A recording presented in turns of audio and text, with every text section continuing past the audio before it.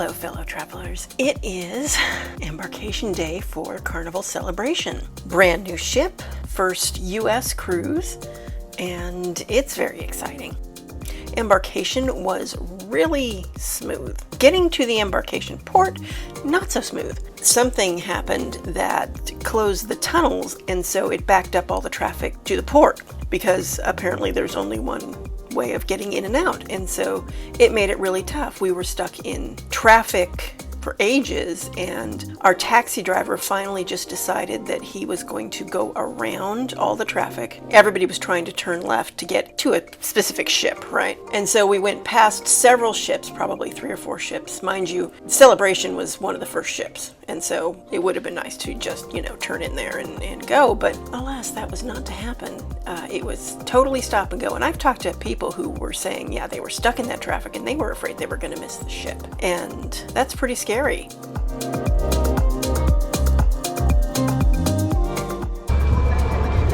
Scanner, how are you today?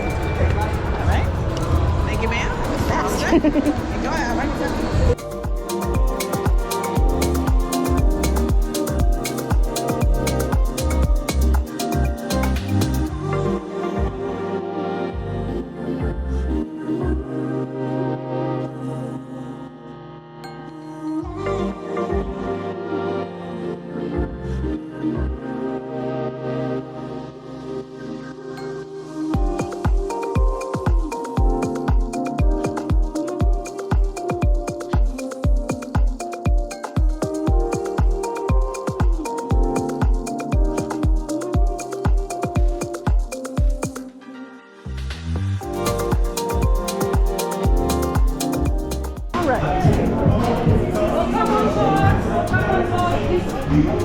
Hi YouTube, welcome on board. Don't forget to like and subscribe if it's YouTube, or share if you're on Facebook. Wherever you are, wherever you're watching, do the necessary business, okay?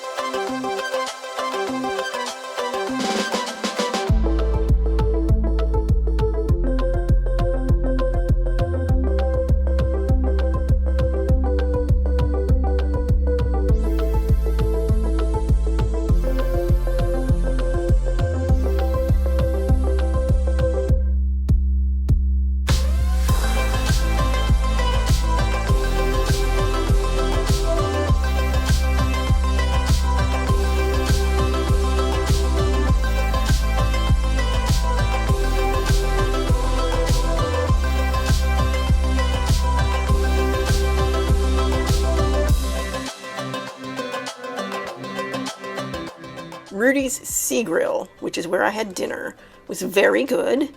I started with, well, they had a little carpaccio, I think it was tuna carpaccio that was included, sort of a compliments of the chef, amuse-bouche kind of thing. And I had lobster mac and cheese, which was luscious. Oh, it was so good. I could have made a meal of just that. And I had a stuffed lobster, crab stuffed lobster, as my main dish, and that was very good too. So it was lobster day.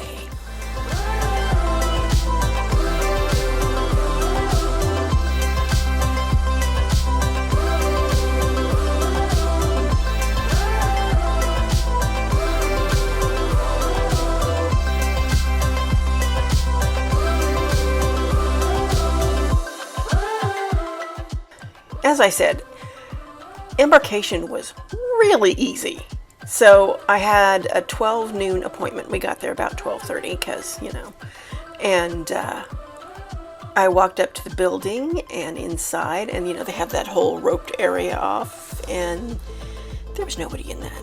Nobody in that. And they had just these little tables as stations all the way around the perimeter of the roped areas. And so I got all the way up to the front, and there was nobody ahead of me, and she was just like waving me over to the next table that was free, and I didn't even have time to set my GoPro up on my, you know, normally I have it just on my bag when I'm doing that. I didn't even have time to do that. Usually I do that in the line. So I kind of pulled out my phone at the last minute to sort of show you something of what the area looked like.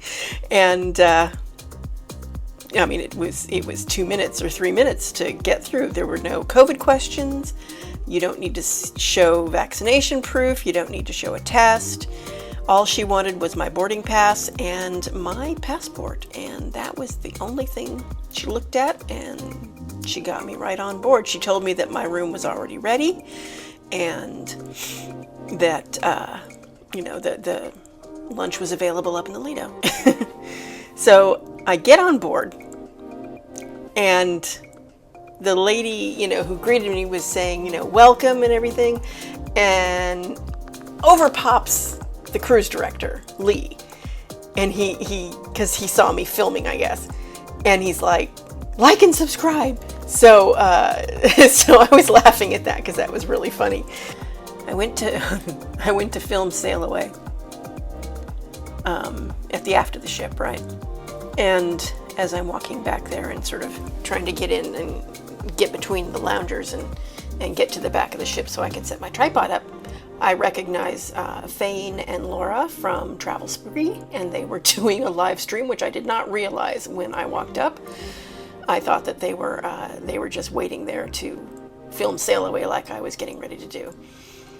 But no, they were doing a live stream, so it was kind of cute because there was a family on the other side of them, and the son was sitting there watching the live stream on his phone when they're doing the live stream, not 3 feet away. It was just kind of funny. And yeah, it was fun to see them. I didn't, you know, talk to them or anything. They left in the middle of the time that I was waiting to do Sail Away. We wound up not sailing away when we were supposed to. We were supposed to leave, the documentation said 4 o'clock or 4:30. And at 4:30, the captain came on and said, due to operational reasons, we're going to leave at 5:30. And so I was like, okay, as long as we actually leave at 5:30, because I had a 6 o'clock dinner reservation. We didn't leave at 5:30. However, where we were was kind of fun because you could see the ships had to go past us to the end and then do a spin and come back, because that's the closest thing they can do for, you know, boats that large to do a U-turn. And they have to be pointed the right way, and of course they come in one direction and they got to spin back around so they can leave. So I got a time lapse. 2 of the ships did that while I was sitting there. One was Freedom of the Seas from Royal Caribbean, and then the other one was Norwegian Sky. And I got a time lapse of the Norwegian Sky spinning for fun, since I didn't get to do Sail Away. By the time we sailed away, which was about 6:15, I was sitting in the restaurant and looking out and going, yep, couldn't do it. But in the middle of the time lapse, it started pouring anyway, and so once the time lapse finished, once the ship had gotten past us, I was like, okay, I'm out of here. I'm tired of being soggy. And then after that, I was just walking around filming for the most part. Gonna have to get up bright and early tomorrow to try and catch areas that were crowded today and see if I can't get some footage of them so you guys can see what they look like. And just generally lounge around and ducks. I have to do ducks. So yeah, it's gonna be a full day. I'll let you know what goes on a sea day. Solo Sue signing off.